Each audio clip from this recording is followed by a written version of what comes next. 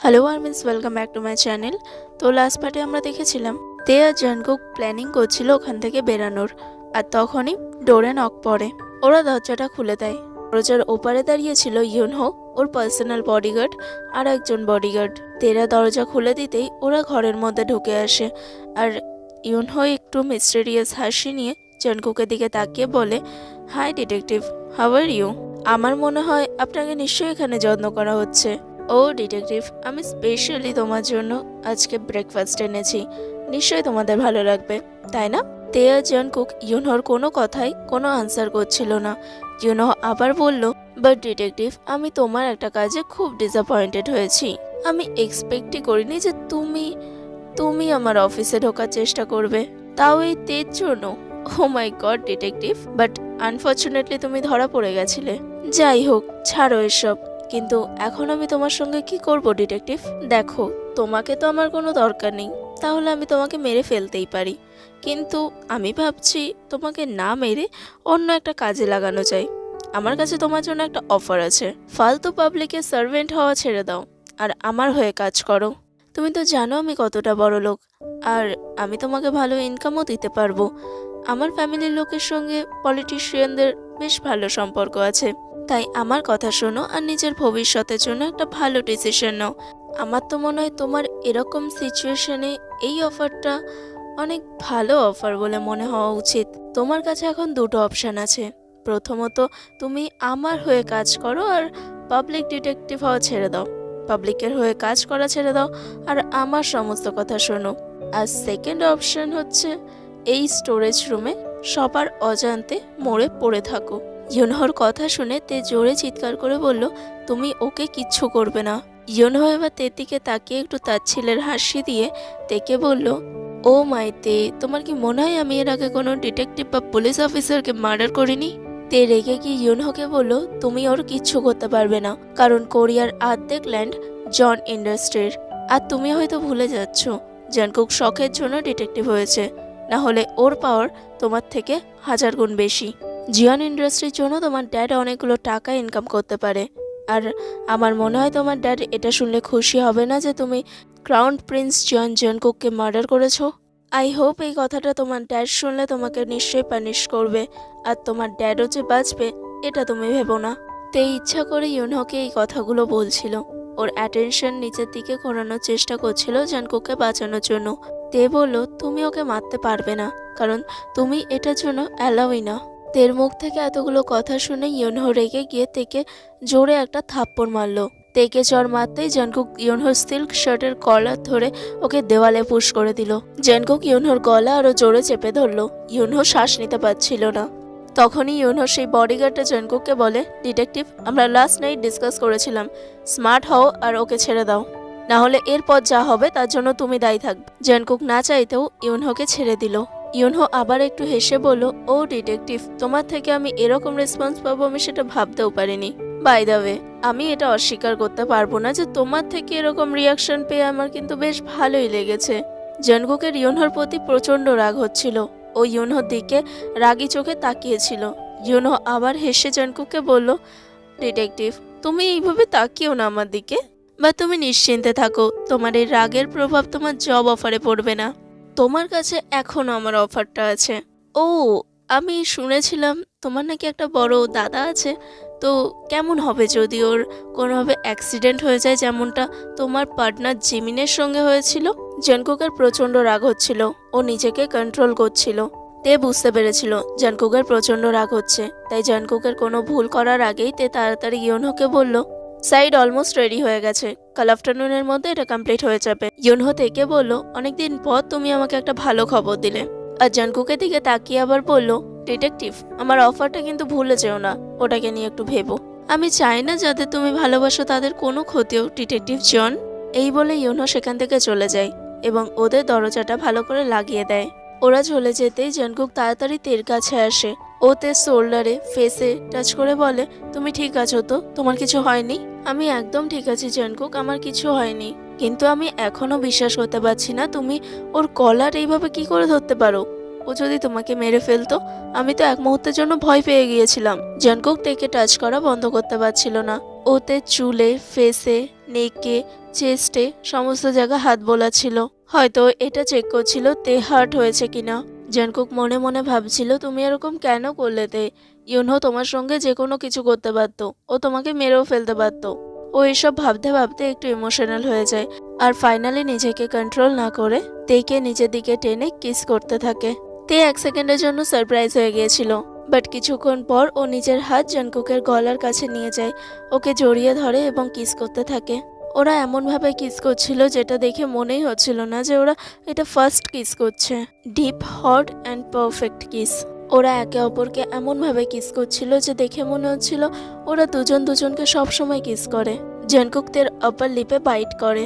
ও kiss করতে করতে তেকে ততক্ষণ পুশ করছিল যতক্ষণ তে ওর কম্পিউটার ডেস্কে পড়ে না যায়। ডেস্কে বসতেই তে জাঙ্কুকের ওয়েস্টের অ্যারাউন্ড ওর লেগ র্যাপ করে নেয়। তে জাঙ্কুকের শার্টের টপ বাটনটা খুলে দেয়। জাঙ্কুক তে সফট ব্ল্যাক হেয়ারে হাত বোলায় এবং ওর মাউথে একটা ডিপ কিস করে। তে একটু জোরে নিঃশ্বাস নিয়ে বলল, কুকি। জাঙ্কুক তের ব্যাকে হাত দিয়ে ওকে আবার কিস করতে থাকে। ও তেকে এমনভাবে কিস করছিল মনে হচ্ছিল ও নিজের নামটাই তের মুখ থেকে আবার টেস্ট করতে চায়। তে একটু হেসে জাঙ্কুককে বলল, কুকি, ওরা আমাদের দেখতে পাবে। জাঙ্কুক তের শোল্ডারে একটা কিস করে মাথা রেখে বলে, তাতে আমার কোনো যায় আসে না তে। জাঙ্কুক আবার আস্তে আস্তে তের কলার বোন ওর নেককে বাইট করতে থাকে। তে আবার হেসে বলে, কুকি, আমরা যদি এখনই না থামি না তাহলে এই ভিডিওটা ইন্টারনেটে চলে যাবে। এটা শোনার পর ফাইনালি জাঙ্কুক নিজেকে একটু কন্ট্রোল করে। ও একটা জোরে নিঃশ্বাস নেয় এবং তের কলার বোনে আবার একটা কিস করে ওকে বলে, তুমি ঠিক বলেছ। জাঙ্কুক ফাইনালি তের থেকে একটু দূরে আসে। তে বলে, আম সরি কুকি, এই সিচুয়েশনের এই টাইমটা কিরকম তাই না? তের লিপস ভ্যালেন হয়ে গিয়েছিল, ওর ফেস রেড হয়ে গেছিল। ও জাঙ্কুককে বলে, আমি তোমাকে খুব ভালোবাসি কুকি। জাঙ্কুক বলে, আমিও তোমাকে খুব ভালোবাসি তে। ওরা অনেকক্ষণ দুজন দুজনের দিকে তাকিয়েছিল। জাঙ্কুক তের দিক থেকে ও চোখ সরায় ওর কন্ট্রোল লুজ হওয়ার আগেই। ও জানে ও তের দিকে আর বেশিক্ষণ তাকিয়ে থাকলে ও আবার নিজেকে কন্ট্রোল করতে পারবে না। ও আবার থেকে কিস করতে থাকবে। তে বলল, আমাদের এবার ব্রেকফাস্ট করে নেওয়া উচিত। জাঙ্কুক থেকে কিছু না বলে ওর পাশে গিয়ে বসে ব্রেকফাস্ট করা শুরু করে দেয়। ওরা ব্রেকফাস্ট তো করছিল কিন্তু ওদের খুব লজ্জা লাগছিল, দুজনের চিক্সই রেড হয়ে গিয়েছিল। ফাইনালি ব্রেকফাস্ট করার পর তে বলল, অনেকক্ষণ হয়ে গেছে, ইউনহো চলে গেছে, আমাদের কি প্ল্যানিংটা শুরু করে দেওয়া উচিত? জাঙ্কুক বলল, আরও আধা ঘন্টা পরে। তে এবার ওর কম্পিউটার ডেস্কে বসে নিজের কাজ করতে শুরু করে আর জাঙ্কুক সেই বেডের উপর বসেছিল আর এখনও সেই টেস্টটা ফিল করতে চাইছিল যেটা তেকে কিস করার সময় ও পেয়েছিল। আর ও এখন থেকেই প্ল্যানিং করছিল ওরা এখান থেকে বেরানোর পর ও তের সঙ্গে কি করবে। আধা ঘন্টা কেটে যায়। তে জাঙ্কুককে বলে, তুমি এবার রেডি আছো? আমরা কি এবার বেরাতে পারি এখান থেকে? জাঙ্কুক বলল, ইয়েস, কিন্তু আমাদের কিছু করার আগে লাইট অফ করতে হবে। তে বলল, আমার মনে হয় না লাইট অফ করে কোনো কাজ হবে বলে, কারণ আমার মনে হয় এই ক্যামেরাগুলো নাইট ভিশনও আছে। জাঙ্কুক বলল, তাহলে তো আমাদের লাইট অফ করে কোনো লাভ নেই, আর যদিও আমরা লাইট অফ করি তাহলে ওরা সহজেই আমাদের দিকে নজর রাখতে পারে। তার থেকে বরং আমরা লাইটটা অন করেই আমাদের কাজটা করি।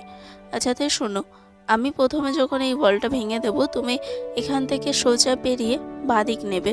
বাদিকে যেতে যেতে তুমি একটা হল দেখতে পাবে, আর সেই হলের আবার বাদিকেই একটা সিঁড়ি আছে, সেই সিঁড়ি থেকে নামলেই কিচেন আছে। সেই কিচেনটা থেকেই আমি এসেছিলাম আর আমরা সেখান থেকেই বাইরে বেরাবো। জাঙ্কুক বলল, তে তুমি একদম ভয় পেও না, যদি ওরা আমাদের দেখেও ফেলে পালিয়ে যেতে তাহলেও ওরা আমাদের শ্যুট করবে না, কারণ সেখানে অনেকজন থাকবে আর ওরা কোনো আই উইটনেস রাখতে চাইবে না। তে জাঙ্কুকের দিকে তাকিয়ে একটা স্মাইল দিয়ে বলল, আই আন্ডারস্ট্যান্ড জাঙ্কুক, আর আমি তোমাকে বিশ্বাস করি। আমরা কখনো ধরা পড়বো না, আমরা এখান থেকে সেফলি বেরিয়ে যাব আর ন্যান্সিকেও বাঁচিয়ে নিতে পারবো। তে জাঙ্কুকের চিকে একটা কিস করে। জাঙ্কুক ওকে বলল, কি হলো? তে বলল, কুকি, আমি তোমার মুখ থেকে এত কথা একসঙ্গে কখনো শুনিনি। জাঙ্কুক বলল, প্লিজ তে, ফোকাস করো। তে বলল, ঠিক আছে আমি ফোকাস করছি। জাঙ্কুক তের হাতটা শক্ত করে ধরে। তে সেই হাতে একটা কিস করে। জাঙ্কুক বলে, আমাদের এটা করতেই হবে তে। তে বলল, হ্যাঁ জাঙ্কুক, আমাদের এটা করতেই হবে, আমাদের এখান থেকে বেরাতেই হবে। কিছুক্ষণ পর ওরা সেই স্টোর রুমের ড্রাই ওয়ালটা ভেঙে ফেলে আর সেখান থেকে বেরিয়ে একটা হলওয়েতে এসে সেখানেরও ড্রাই ওয়ালটা ভেঙে ফেলে। ওরা ওয়ালটা স্ম্যাশ করতে গিয়ে নিজেরা পুরো ডাস্টে ভরে যায়। ওরা সেখান থেকে বেরিয়ে সিঁড়ি দিয়ে নামতে গেলে সেখানে দুটো গার্ড চলে আসে। যারা তের জন্য খাবার নিয়ে আসে তাদের মধ্যেই দুটো গার্ড ওদের দিকে গান পয়েন্ট করে বলে, যেখানে আছো সেখানেই দাঁড়িয়ে যাও, আর এক পাও এগানোর চেষ্টা করো না। তে স্লো হয়ে গেছিল কিন্তু দাঁড়ায়নি। সেই গার্ড দুটোর মধ্যে একটা গার্ড যখন তেকে শ্যুট করতে যায় তখনই জাঙ্কুক সেই গার্ডটাকে ধরে ফেলে এবং তার থেকে গানটা ছিনিয়ে নেয়। ওরা জাঙ্কুকের কাছ থেকে গানটা ছিনিয়ে নেওয়ার অনেক চেষ্টা করছিল, কিন্তু ওরা জাঙ্কুকের সঙ্গে পেরে উঠছিল না।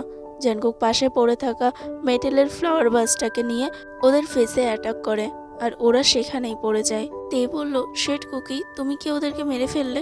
জাঙ্কুক তাড়াতাড়ি ওদের পালস চেক করে। ও দেখে বলে, না, ওরা বেঁচে আছে। তারপর আরেকটা বডিগার্ডের কাছ থেকে ওর গানটা ছিনিয়ে নিয়ে তের হাতে দেয়, আর ওদেরকে চেক করতে থাকে ওদের কাছে কোনো সেলফোন পাওয়া যায় কিনা। ফাইনালি ওদের কাছে একটা সেলফোন ছিল, সেটা নিয়ে জাঙ্কুক আর তে সেখান থেকে বেরিয়ে আসে। যখন ওরা কিচেনে এসে পৌঁছায় তখন জাঙ্কুক তেকে বলে, তুমি এখান থেকে পুরো বাইরে বেরিয়ে যাবে, একবারও পিছন ফিরে দেখবে না, আমি আসছি। তে সেখান থেকে চলে যায়। জাঙ্কুক কিচেনের দরজায় পাহারা দিচ্ছিল কেউ চলে আসে কিনা। জাঙ্কুক যখন শিওর হলো যে ওদেরকে আর কেউ ফলো করছে না, ওদেরকে আর কেউ দেখছে না, তখন ও সেখান থেকে বেরিয়ে আসে। জাঙ্কুক আর তে সেই রাস্তায় পৌঁছে যায় যেখানে ওদের যাওয়ার কথা ছিল। জাঙ্কুককে দেখে তে হাক করে ওকে বলল, কুকি, আমরা করতে পেরেছি, আমরা ওখান থেকে বেরাতে পেরেছি। রাস্তায় যারা অন্যান্য লোকরা চলাফেরা করছিল ওরা অকওয়ার্ডলি ওদের দিকে তাকিয়েছিল। ওরা দুজন ডাস্টে কভার ছিল। তের ওখান থেকে বেরাতে গিয়ে তের ফেসে একটা কাট লেগে গেছিল।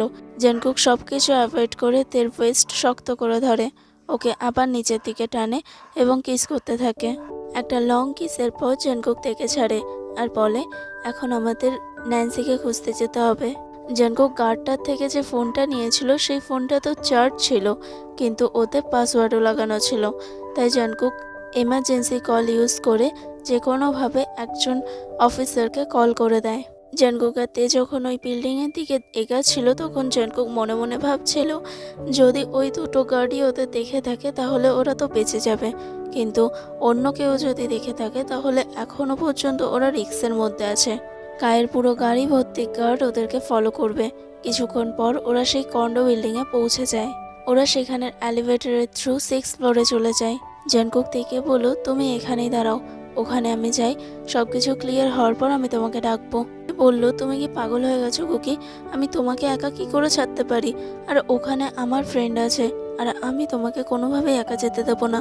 জাঙ্কুক বলল, আই আন্ডারস্ট্যান্ড তে, তোমার টেনশন হচ্ছে, কিন্তু ওখানে বিপদ হতে পারে, আর ওখানে সিচুয়েশন কি আছে, ওখানে কি হতে পারে আমরা কেউ কিচ্ছু জানি না। ওদের ফেসে হাত দিয়ে বলে, আমার কাছে গান আছে, আমি নিজেকে ঠিক রক্ষা করতে পারবো, আর তোমার বন্ধুকেও রক্ষা করব। তে ওর গানটা বের করে বলল, কুকি, আমার কাছেও গান আছে, আমিও নিজেকে প্রোটেক্ট করতে পারবো, কিন্তু আমি তোমাকে কখনো একা ছাড়বো না। জাঙ্কুক বলল, তে, আমি গান চালাতে পারি আর তুমি পারো না, আমি ট্রেন্ড। তে বলল, তুমি ট্রেন্ড হতে পারো, কিন্তু আমি তোমাকে কখনো একা ছাড়বো না। দেখো, তোমার কাছে দুটো অপশন আছে, হয়তো তুমি আমাকে নিয়ে চলো, না হলে তুমি আমার সঙ্গে এখানেই ঝগড়া করতে থাকো। জাঙ্কুক বলল, তুমি এত জেদি কেন তে? ঠিক আছে, তুমি আমার সঙ্গে যাবে, কিন্তু হ্যাঁ, আমার একটা শর্ত আছে, তুমি আমার পেছনেই থাকবে। তে এবার একটু হেসে বলল, হ্যাঁ ঠিক আছে। ওরা যেই ঘরটায় ঢোকার কথা ভেবেছিল সেই ঘরটা বাইরে থেকে লক করা ছিল। ওকে আর মিস, আজ এটুকুই। ভিডিওটা কেমন লাগলো প্লিজ আমাকে কমেন্টে জানিও। ভালো লাগলে লাইক, শেয়ার, কমেন্ট করতে ভুলো না, আর সাবস্ক্রাইব করে নিও আমার চ্যানেলটা। ওকে, বাই বাই।